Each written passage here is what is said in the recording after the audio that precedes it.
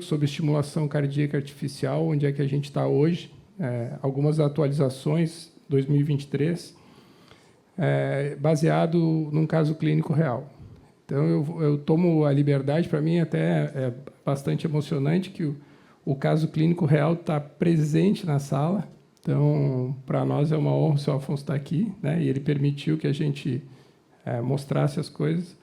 Na verdade, é praticamente uma biografia, né? Vocês vão ver que são 24 anos de acompanhamento, onde a gente consegue aprender bastante coisa da cardiologia e da eletrofisiologia. Então, em primeiro lugar, só um agradecimento aos patrocinadores, de novo. Sem eles, talvez o evento não teria acontecido mesmo. Então, vamos lá. O que eu tenho para mostrar para vocês? Esse paciente é do sexo masculino, hoje está com 79 anos e tem uma longa história de patologias cardiovasculares que eu vou tentar resumir para vocês aqui. Acompanhando aqui nesse quadrado aqui verde à esquerda, em 1999 apresentou um infarto com supra de parede inferior, um infarto grande, e na época acabou sendo tratado com cirurgia de revascularização miocárdica. Nesse período de 99 a 2007, ele acabou fazendo algumas angioplastias, então eu vou resumir essa parte coronariana, que, do ponto de vista da eletrofisiologia, ele é um pouco menos importante, né? Mas fez uma angioplastia da CX, depois tem angioplastias de ponte de safena, mas o histórico da arritmia começa mais ou menos em 2011, como a gente pode ver aqui. Em 2011, ele começou a apresentar alguns episódios de fibrilação atrial, que se comportavam como fibrilação atrial persistente, né? A despeito do uso de drogas antiarrítmicas, como a amiodarona, e, inclusive, com duas cardioversões que apresentavam sucesso, mas a arritmia recorria em seguida. Nesse período, como a gente vai ver, ele acabou evoluindo com uma piora da função ventricular. Então, esse é um dos primeiros contextos que eu queria colocar, né?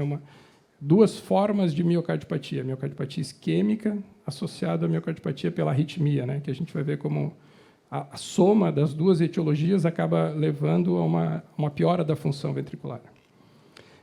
Nesse período, então, foi optado por controle do ritmo, né? Como a gente, obviamente, começa com tudo. Então, como as drogas antiarrítmicas não funcionaram, em 2013 ele foi submetido a uma ablação de fibrilação atrial, onde foi optado por isolamento das veias pulmonares, como o André falou, e da parede posterior do ato esquerdo.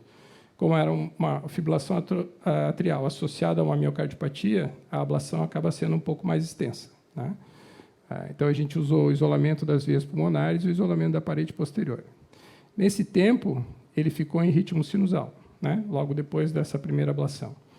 Porém, como vocês já devem estar acostumados a ver, né, os pacientes acabam recorrendo, e em 2014 ele teve uma recorrência de fibrilação atrial. E como é a nossa rotina, esses pacientes são reablacionados. Então, ele foi para a mesa de novo, a gente fez um estudo, a veia pulmonar superior esquerda estava reconectada e foi refeita essa ablação, né? Então, nessa hora, muito provavelmente, os principais focos estão isolados, né, as veias e a parede posterior. E, nesse período, ele ficou muito bem, né? Como eu vou mostrar nos exames de eco para você, de 2014 até mais ou menos 2017, foi um período em que ele apresentou uma melhora clínica e uma melhora ecocardiográfica, como eu vou mostrar para vocês. Em 2017, a arritmia recorreu, né? Nova recorrência de fibrilação atrial.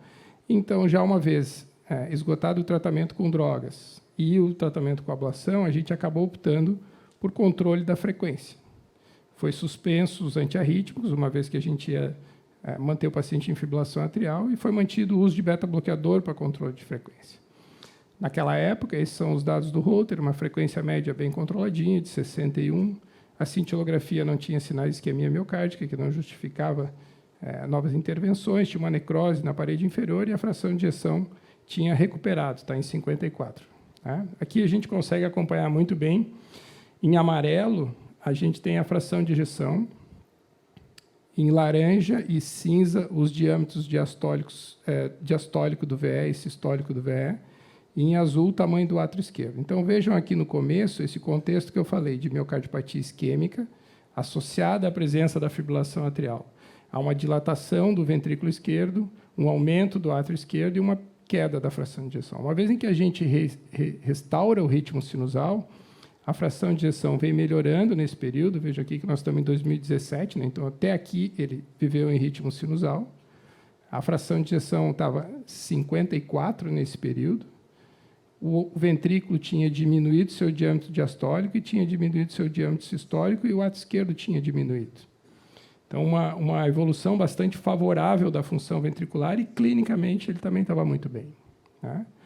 Acontece que, em 2017, como eu falei, se interrompeu o uso da amiodarona e se começou a controlar a frequência com beta-bloqueador. Em 2017, aqui é 2017, tá? Em agosto, ele teve um episódio de síncope, e na investigação de síncope num paciente com miocardiopatia isquêmica, apesar da fração de ejeção, ele entrou em FA, ela já caiu um pouquinho, ele fez angioplastias nesse período, que é aquela que eu citei aqui em cima, e nesse mesmo período ele foi submetido a uma investigação com um estudo eletrofisiológico, onde se induziu uma taquicardia ventricular monomórfica sustentada, e a partir daí, obviamente, se lançou mão do implante de um cardiodesfibrilador como forma de prevenção, né, de alguma arritmia mais de morte súbita por essas arritmias, e também como tratar o provável causa da síncope dele. Aqui o desfibrilador também funciona como marca-passo, então, numa eventual bradicardia da FA, ele sustentaria isso, né? Mas essa teoria foi por água abaixo, uma vez que, em seguida, como a gente tinha parado a amiodarona para abandonar o controle do ritmo, ele rapidamente apresentou uma taquicardia ventricular monomórfica sustentada, que degenerou em FV e levou a um choque apropriado pelo desfibrilador. Então, nessa época, a gente foi obrigado a retornar ao uso da amiodarona. Então, eu trago esse novo dispositivo, esse novo gráfico agora com a nova fração de ejeção em 2017. Vejam que a presença da fibrilação atrial levou a uma redução da fração de ejeção que estava praticamente normal, tá? A partir daí, a gente optou por retornar a amiodarona, e o que foi visto nos acompanhamentos?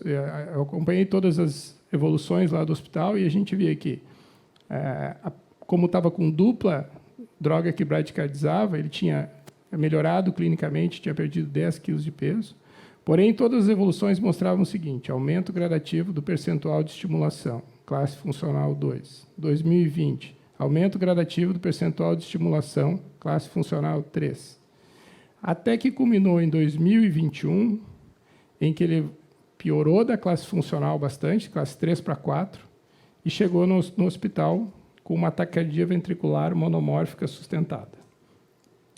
Ecocardiografia, esse é o eletro. Então, como houve uma redução da frequência da FA, o marcapasso começou a atuar, e a gente tem uma estimulação ventricular convencional aqui, né, visto por um QRS que tem negativo de V1 ou V6, né, e uma estimulação que vem da parede inferior, veja aqui que é negativo em D2, D3, e com um QRS de mais ou menos 180 milissegundos. E aqui entra o novo contexto, né, a nova soma de miocardiopatias. A miocardiopatia isquêmica, agora associada à fibrilação atrial e com a frequência cardíaca baixa, à estimulação muscular. Então, são 3 fatores atuando para levar.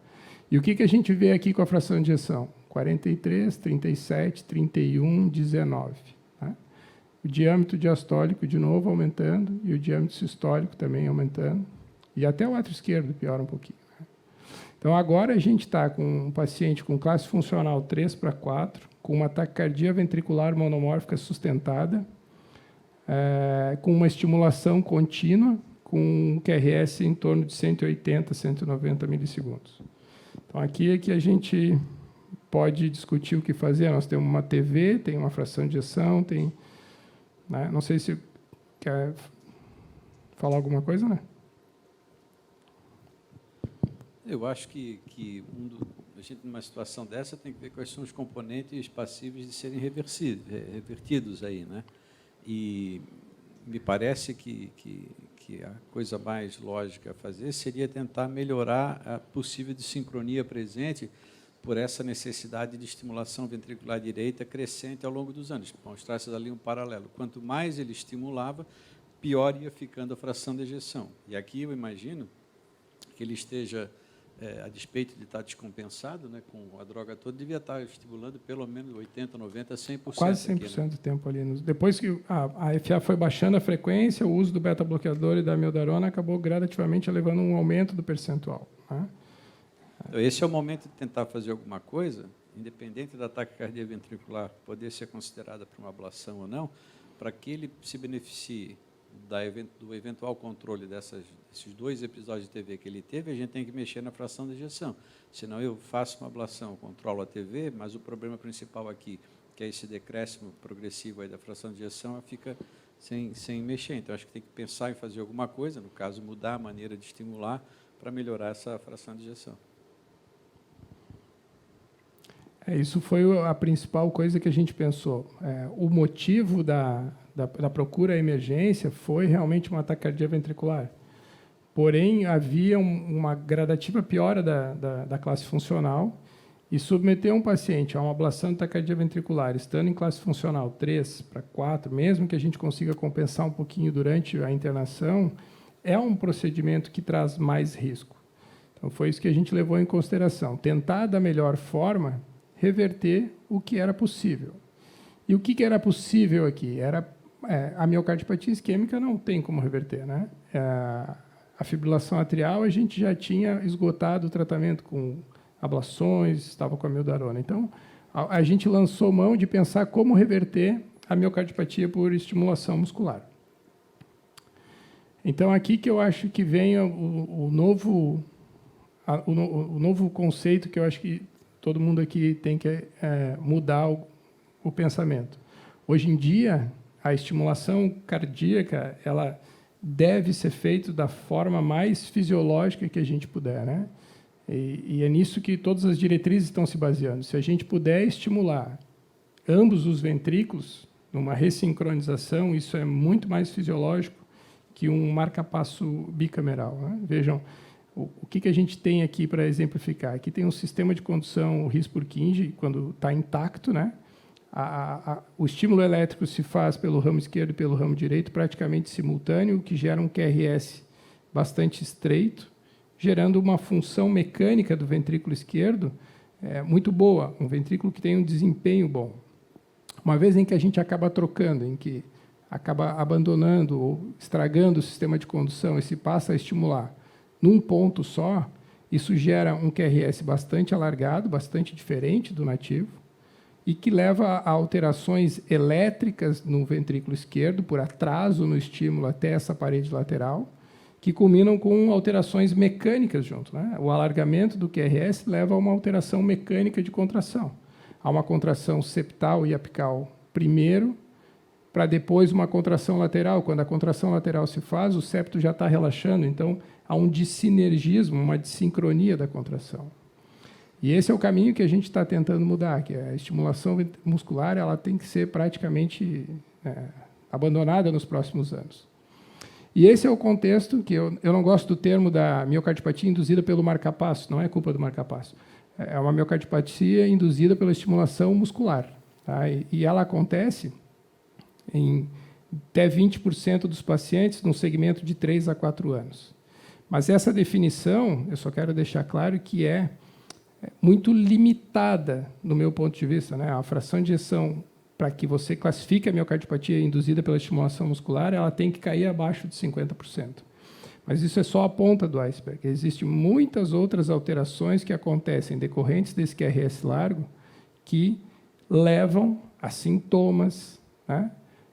Hospitalização por insuficiência cardíaca, piora dos sintomas de insuficiência cardíaca, o aparecimento de fibrilação atrial em alguns pacientes. Às vezes, há um decréscimo da fração de ejeção, mas não abaixo de 50%, ela se mantém ainda, mas o paciente que tinha 70% e agora está com 52%, isso pode ser atribuído e deve ser atribuído a esse QRS mais largo, né?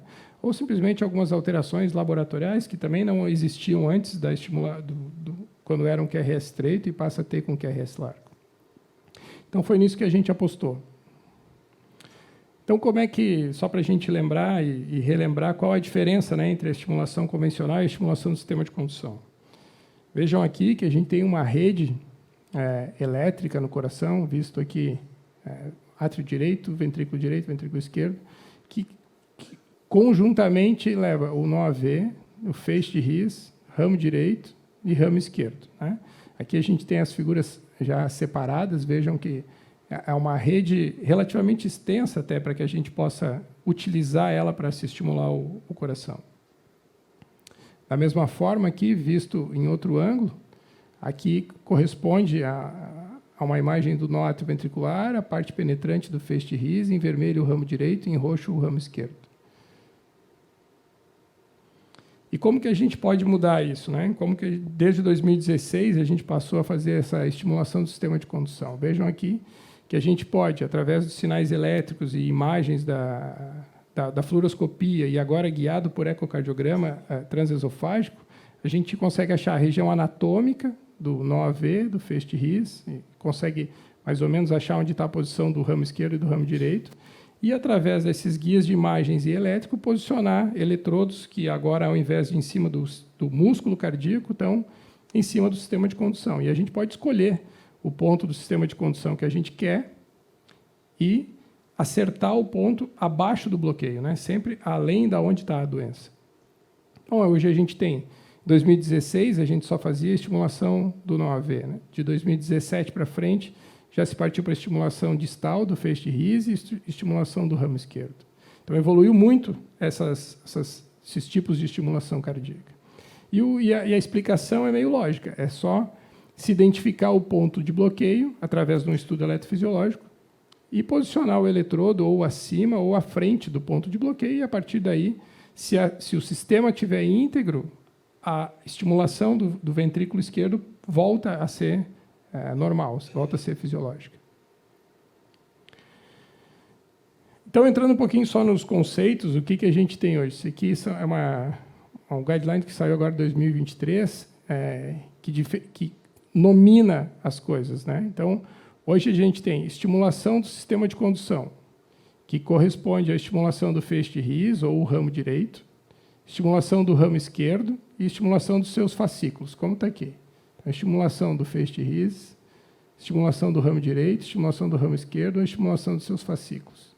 E existe uma coisa que vocês vão ver muito na literatura, que é a estimulação da área do ramo esquerdo, que é uma estimulação um pouco mais adiante do feixe de His, como está aqui na figura, só que ela engloba um cenário a mais. É aquele cenário em que o teu eletrodo não conseguiu capturar o ramo esquerdo e nem seu fascículo, mas ele está estimulando o endocárdio do ventrículo esquerdo, está estimulando a área do ramo esquerdo, mas captura somente muscular. E o que não está sendo chamado hoje mais de estimulação do sistema de condução, óbvio, que é quando o eletrodo fica no meio do septo, que se chama só a estimulação deep septal, como está aqui, né? A região septal profunda. Provavelmente existe uma implicação prognóstica diferente de cada um desses três tipos de estimulação, né? Quando você estimula o sistema de condução, quando você estimula uma área próxima ao sistema de condução e quando você estimula o meio do septo. Isso está evoluindo e a gente vai saber os resultados nos próximos anos aí, né? Então, o que foi optado para o nosso paciente? Então, a gente entrou com duas opções, né? A primeira opção seria estimular o sistema de condução, caso ele estivesse viável, e a segunda opção seria fazer uma ressincronização da forma convencional, com uma estimulação biventricular através do seio coronário. Então, vejam aqui, esse é o dia do procedimento, aqui é aquele QRS estimulado, como a gente já tinha visto no eletrocardiograma de superfície. Vejam que é um QRS bastante alargado, né? Aqui deu até uma medida maior no dia do estudo eletrofisiológico. E quando a gente baixava a frequência de estimulação, baixava bastante, aparecia um QRS praticamente normal, um QRS com 110 milissegundos. Aí, né? Então, isso para nós é muito bom, quando o sistema de condução ainda está preservado, né? Provavelmente o bloqueio aqui é no nó AV, o distúrbio da condução, as drogas agem muito no nó AV, então lentificam bastante a condução, e a gente tem um QRS que ainda, uma ativação ventricular que é normal. E na nossa primeira tentativa, no primeiro passagem pela região do feixe de His, conseguimos posicionar um eletrodo com posicionado no feixe de His. Vejam aqui que o intervalo HV é um intervalo de estimulação hissiana mesmo. E, a partir daí, a gente passa a estimular aquele His, aquele eletrograma ali. E vejam o que acontece. Esse é o QRS basal, aqui já com atropina e tudo para aumentar a frequência, né? Mas, a partir daqui, é a estimulação do feixe de His. E vejam que o QRS é exatamente igual ao QRS basal, ao QRS nativo. Né? Isso, para nós, é um resultado muito bom, né? Principalmente se tiver medidas de estimulação aceitáveis, as medidas de estimulação com baixa energia, o que faz com que o sistema dure mais. Né?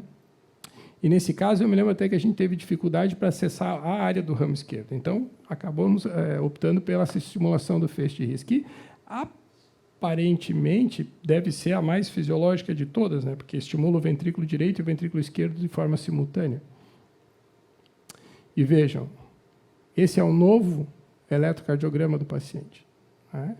Lembrem daquele QRS com 180, 200 milissegundos, e agora esse QRS praticamente normal. Se a gente olhar, na verdade, nem vai achar espícula, porque antes aqui estava com estimulação. Deixa eu ver se eu consigo voltar. Estimulação unipolar, aparece uma espícula grande, mas aqui já passado para a estimulação bipolar, onde a espícula praticamente não existe, e o QRS volta a ser idêntico ao QRS basal.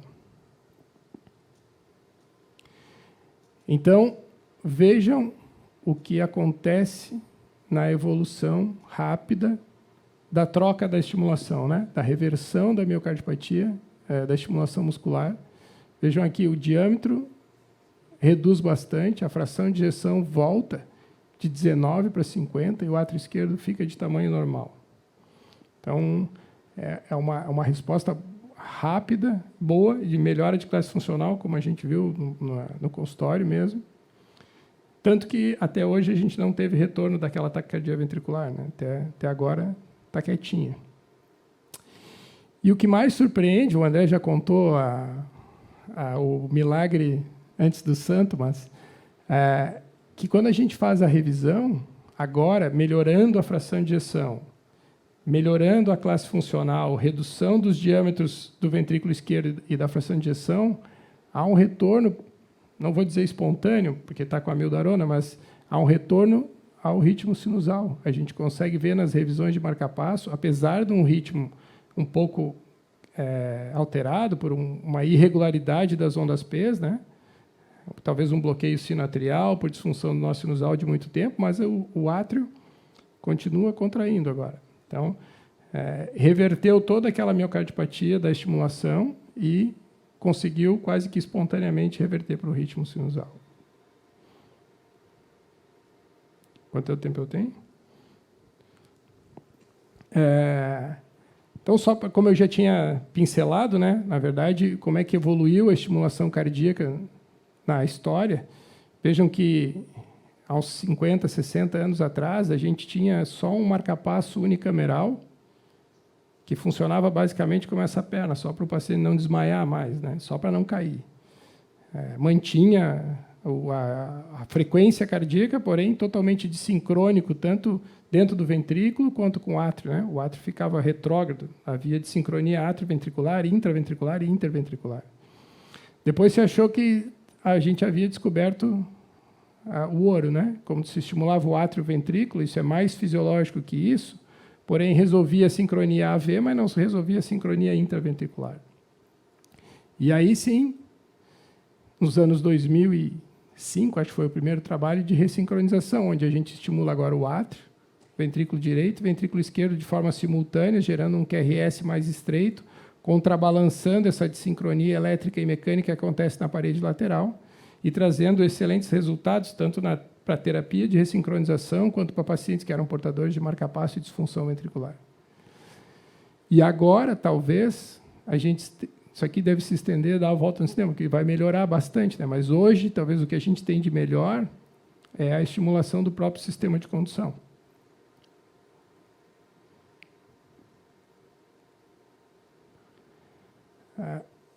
Tanto que culminou, esse é o nosso trabalho, mas o que eu queria mostrar é a mudança, eu vou parar de falar só para mostrar isso daqui, as mudanças na diretriz. Até um tempo atrás, a gente não entrava a estimulação do sistema de condução, a estimulação fisiológica não era citada nas diretrizes. Isso era o que a gente passava bastante trabalho frente aos convênios dos planos de saúde para autorizar. Então, agora, em 2023, a gente tem disponível as diretrizes brasileiras de estimulação cardíaca, e agora, em maio de 2023, foi apresentado no Congresso Americano do HRS as novas diretrizes, que eu tive a sorte, a honra de participar, né, para evitar ou mitigar, né, a insuficiência cardíaca gerada pela estimulação muscular. E eu deixo essas em português, fica mais fácil para a gente ver. Elas são praticamente muito semelhantes, mas vejam aqui que, no caso esse, né, do nosso paciente com FA permanente, com indicação de estimulação, aqui não vou botar como ablação da junção do AV, mas houve uma ablação pela doença e por drogas, né? A estimulação do feixe de His, a estimulação do sistema de condução como um todo, entra como 2A agora. E não só esse tipo de pacientes, vejam que a estimulação mais fisiológica quanto possível, ela entrou no cenário. Vejam aqui que para pacientes com bloqueio atrioventricular, que vão ter mais do que 20%, 40% do tempo de estimulação, e tem uma disfunção ventricular importante, a estimulação fisiológica com biventricular, que é hoje o que tem dado clínico robusto, ela é classe 1. Paciente com disfunção ventricular, hoje a gente não pode mais fazer uma estimulação convencional muscular. Ela tem que ser ou terapia de ressincronização com 2 eletrodos no ventrículo, ou então, ao meu ver, isso engloba esses pacientes aqui, né? BAV, indicação de marca-passo, fração de ejeção abaixo de 50, 35 é abaixo de 50, né? Só muda o grau de recomendação, que agora não é mais 1 e sim 2A, porque eu acho que é uma questão de tempo. E, inclusive, pacientes com fração de ejeção normal. Pacientes com fração de ejeção acima de 50%, esse cenário da FA a gente já falou, mas, por exemplo, mesmo pacientes que têm função sistólica do VE normal, e precisam de estimulação contínua, já está contemplada como 2B. E não tem nenhum lugar escrito que deve ser feito a muscular, mas aqui fala que deve se fazer a fisiológica. Então, acho que as coisas vão mudar. Ambas as diretrizes vão no mesmo caminho. Eu acho que essa era a mensagem que eu queria passar, e só para não esgotar o tempo, né? Tenho 20 minutos. Alguém tem alguma pergunta? Se não tiver, eu vou... Então, Maurício, senão eu vou ficar parabéns aí pelo aqui. caso. Em relação à estimulação fisiológica, para a gente estimular a discussão aqui, inicialmente, o implante no sistema, no feixe de His, que era uma estimulação mais fisiológica, e com o passar do tempo a gente tem visto que o melhor caminho e o melhor tratamento é a estimulação direta aí do ramo esquerdo. Eu queria que você abordasse o porquê, né, explicasse por que a gente evoluiu para essa conduta. E também, na cabeça do clínico, às vezes, seria interessante a gente abordar, fica aquela impressão de que perfurar o septo seria alguma coisa que venha trazer um malefício perigoso, e que, na verdade, a gente tem visto que não é bem assim, porque o septo ele tem aí uma espessura relativa grossa, né? E às vezes, então, não existe esse perigo. Queria que você pudesse abordar um pouco em relação a isso. Então, respondendo à pergunta do Maurício, que eu acho a ideia, né, a fisiopatologia, a ideia de estimulação do sistema de condução permanece, né?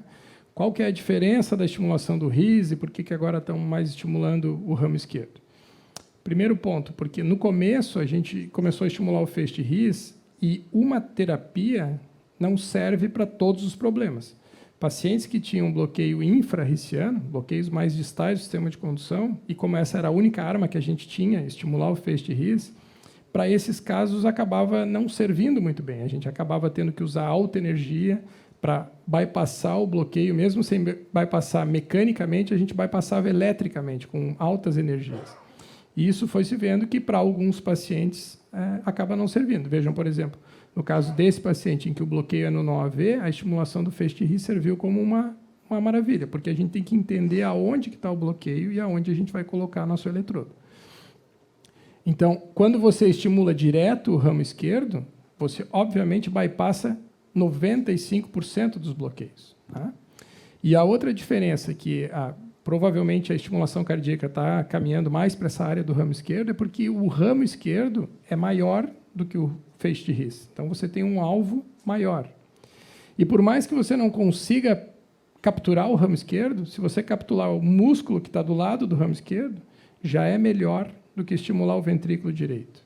Então, o seu alvo acaba se tornando muito maior, né? Então, provavelmente a grande maioria dos pacientes vai se caminhar para isso, e vai haver uma redução do número de implantes do feixe de His e um aumento da estimulação da área do ramo esquerdo. Mas o conceito é o mesmo, é estimular a rede elétrica, estimular o sistema de condução e não estimular músculo, ou pelo menos não estimular o VD. A estimulação do VD é que está praticamente condenada, né? Só mais uma coisinha aqui. Então, assim, no caso do senhor Afonso, que foi o caso exposto aqui, eu me lembro ainda na época a gente ficou na dúvida entre a ressincronização e a estimulação fisiológica. Felizmente tinha aquele QRS estreito ali, residual ainda, bem bradicárdico, e a gente conseguiu fazer a captura do sistema de condução.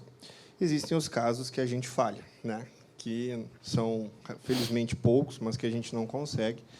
E, nesses casos, a gente acaba indo para uma estimulação do seio coronário, e tem esse QRS que não é tão fisiológico, esse QRS que é mais largo. E, muito provavelmente, neste caso, se a gente tivesse ido para esse caminho, eu acredito que, apesar de não ter mais um eletrodo através da tricúspide, a gente não conseguiria recuperar, provavelmente, tanto a fração de ejeção, pelas respostas que a gente já viu em outros casos, e, geralmente, como é a história dessa doença. Eu queria saber, assim, se quando a gente tem indicação de botar um CDI junto, se não valeria a pena arriscar mais, colocar a estimulação fisiológica antes da tradicional seio coronário mais eletrodo de choque no VD.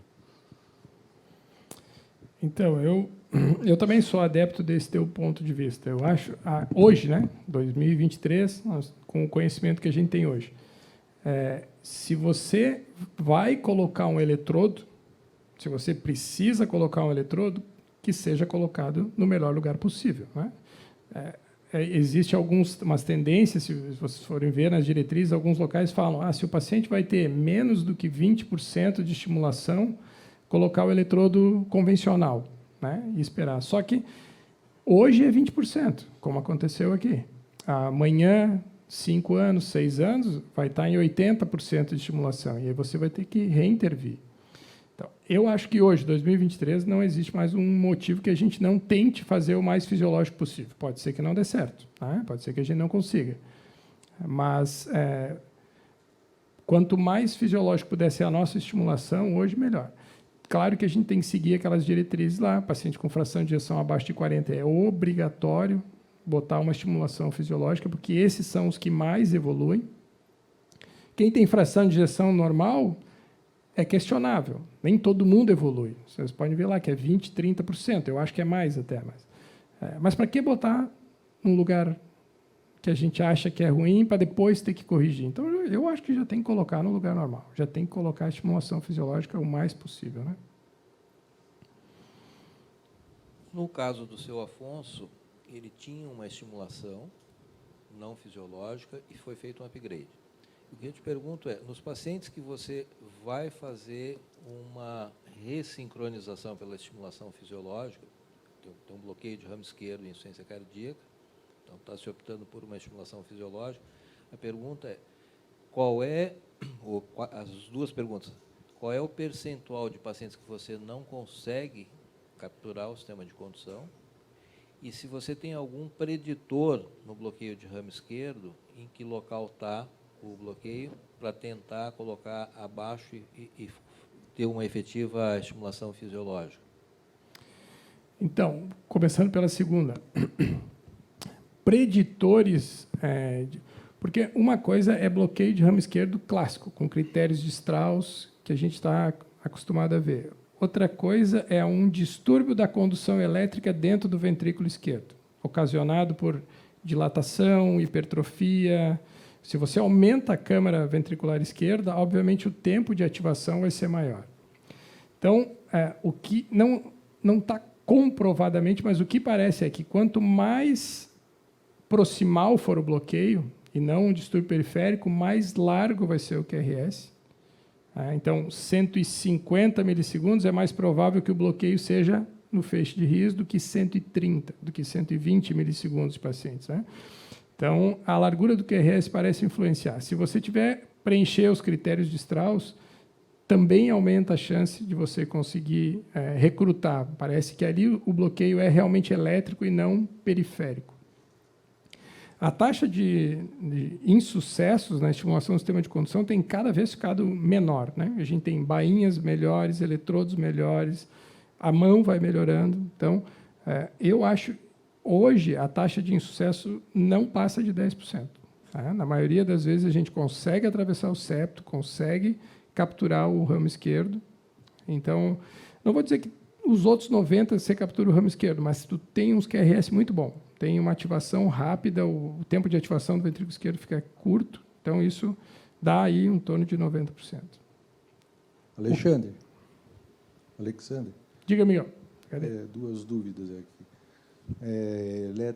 Uma de eletrofisiologia. Se tu estimulares o ramo esquerdo, para o ventrículo direito ser estimulado, o estímulo vai vir da esquerda para a direita. Então, tu vai criar um BRD, e isso não tem consequência em termos de disfunção ventricular? Quando a gente captura só o ramo esquerdo, é causado um bloqueio de ramo direito, porque você vai subir pelo sistema de condução e vai descer pelo ramo direito. Então, fica uma fisiologia de bloqueio de ramo direito. Só que ficar estimulando só o ramo esquerdo é muito raro, porque a energia que tu vai usar para capturar o ramo esquerdo, tu acaba capturando o músculo junto. E isso acaba fazendo uma fusão de ondas que diminui o padrão de bloqueio de ramo direito, ativa mais rápido o ventrículo direito. E outra que se infere, na verdade, que o bloqueio de ramo direito, ele natural, ele é menos deletério do que o bloqueio de ramo esquerdo. A gente não vê muita miocardiopatia induzida pelo bloqueio de ramo direito.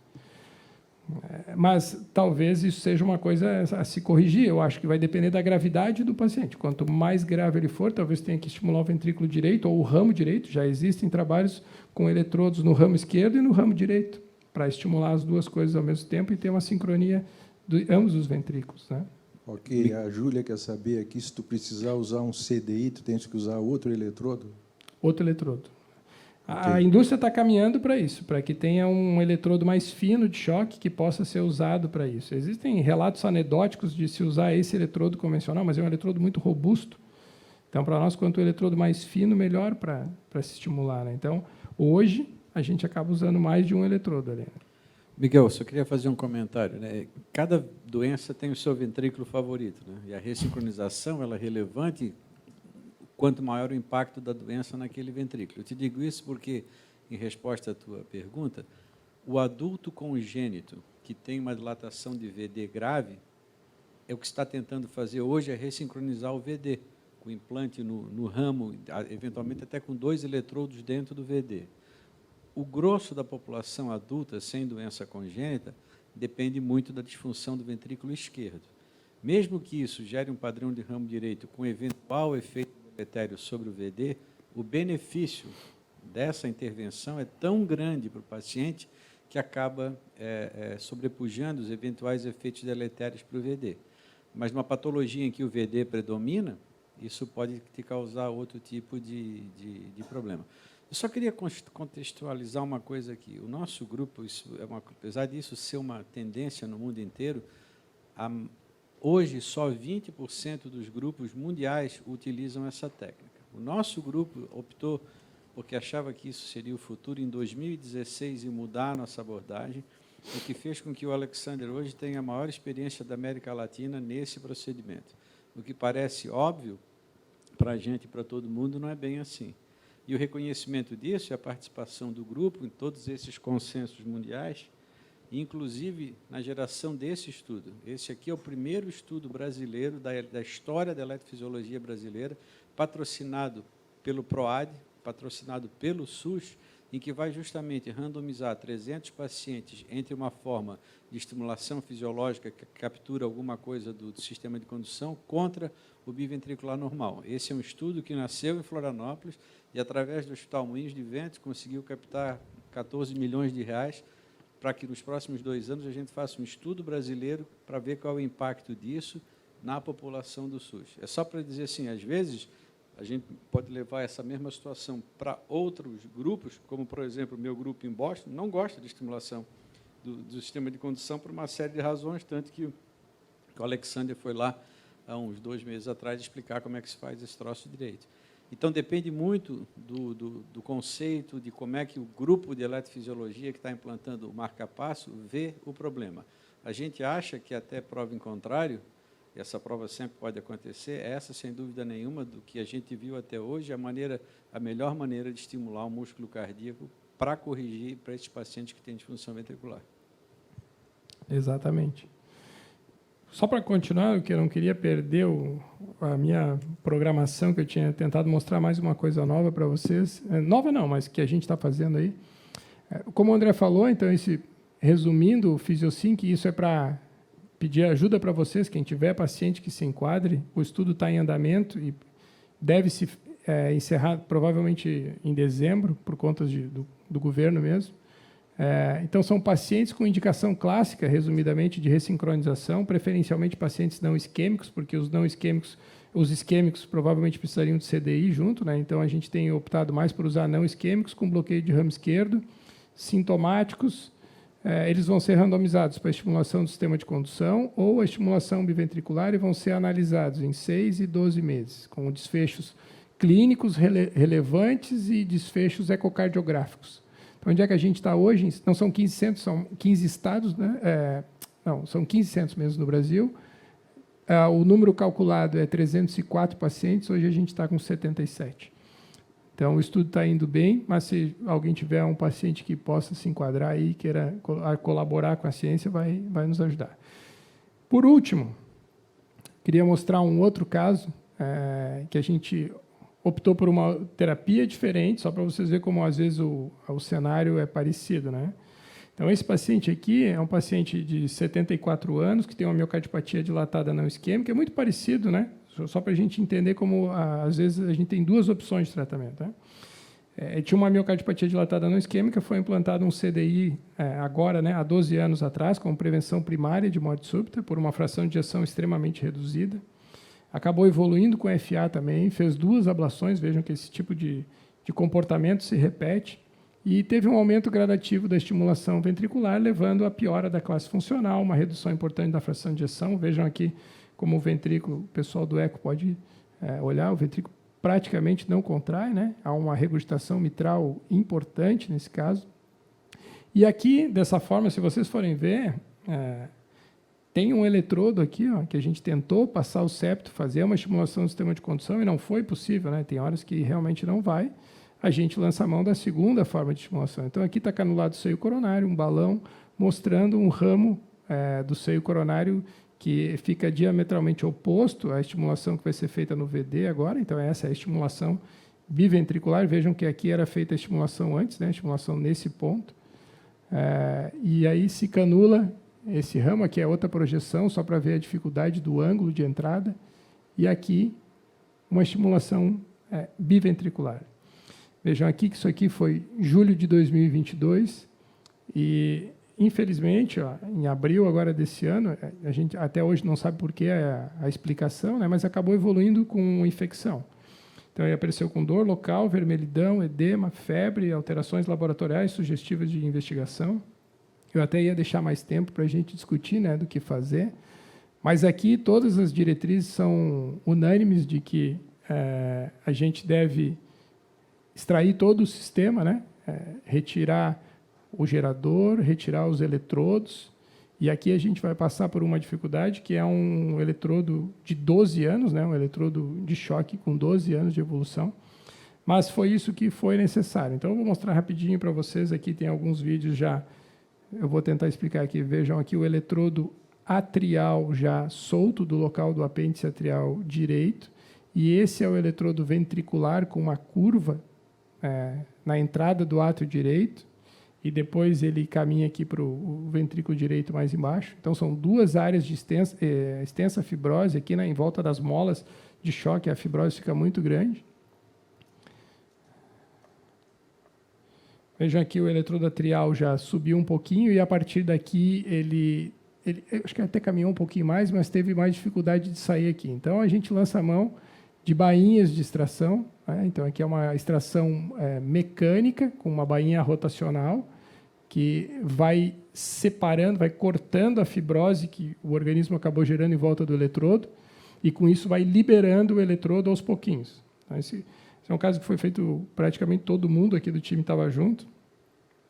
Vejam aqui nesse quadro, a bainha já avançou um pouco mais, o eletrodo até acaba se desfazendo um pouco, mas acaba no final que a gente consegue tirar ele por completo. O eletrodo atrial acaba sendo todo ele desgastado da fibrose e acaba saindo. Tá?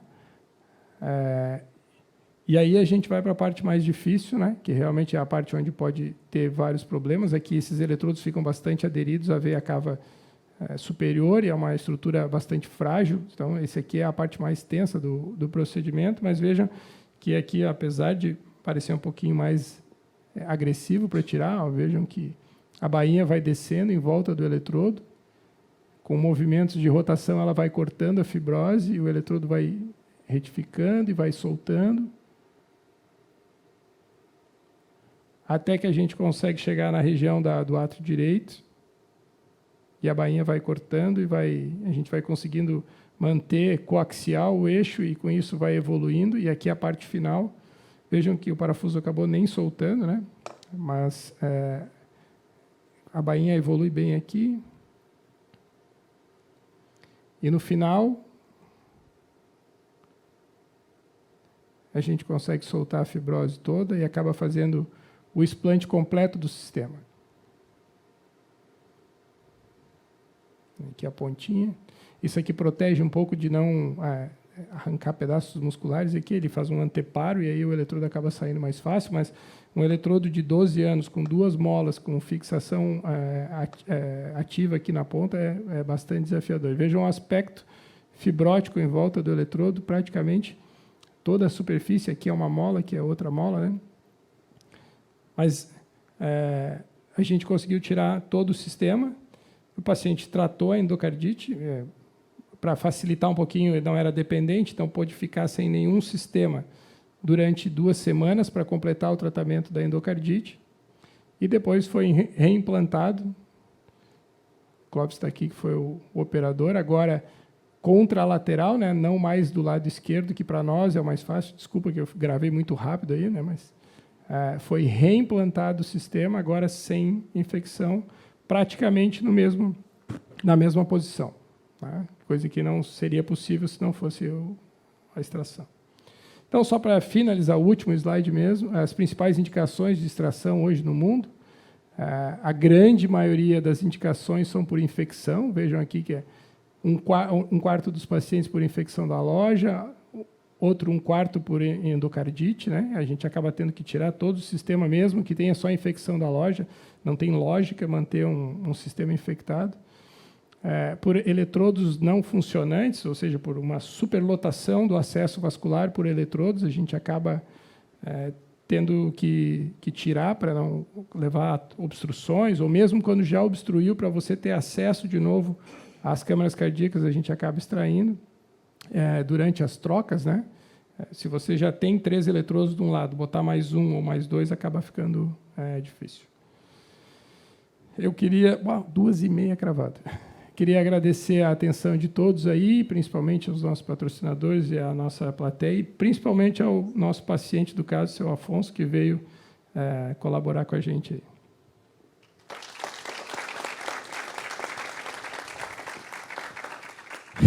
Alguém tem alguma pergunta?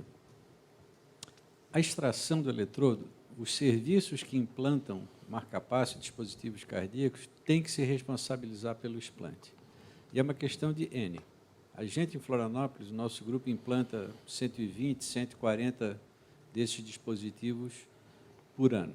Em Boston, são 1.100. Em Boston, toda semana, tem 2, 3 extrações. É só uma questão de você ter um N suficientemente grande para que esse problema da extração se transforme em uma rotina no serviço. A gente fez a opção de que nós mesmos nos responsabilizássemos por esse tipo de extração, que é um procedimento complexo, que tem de 1 a 2% de mortalidade, porque a ruptura da veia cava superior ou do ventrículo gera uma situação catastrófica na hemodinâmica. Quando a gente conversa com o paciente, porque, obviamente, ele precisa ter o eletrodo retirado, pelas indicações que o Alexandre mostrou, ele tem que entender que existe esse tipo de complexidade. Isso, apesar de ser feito pelo eletrofisiologista, ele é feito com backup cirúrgico. É só uma informação importante. E o número, a gente deve ter feito aqui uns 15, menos de 20 extrações ao longo desses anos todos. Mas é um procedimento que cuja necessidade vai crescendo à medida que a gente vai implantando mais e mais pacientes. A gente acaba sendo mais tolerante a implantar novos eletrodos sem extrair, mesmo passando mais dificuldade para colocar, porque se já tem 2, colocar um terceiro e tal, por conta de não ter feito tantos casos. Agora, naturalmente, conforme a gente vai evoluindo no conhecimento, conhecendo o procedimento, a gente vai acabar tirando cada vez mais, porque é muito mais fisiológico, vamos dizer assim, né? Ter os vasos abertos, sem muito eletrodo, sem menos chance de trombose e com um sistema novo bonitinho, né? Principalmente que a gente acaba hoje implantando em pacientes cada vez mais jovens, provavelmente ao longo da vida vai surgir algum problema que vai ter que extrair, né?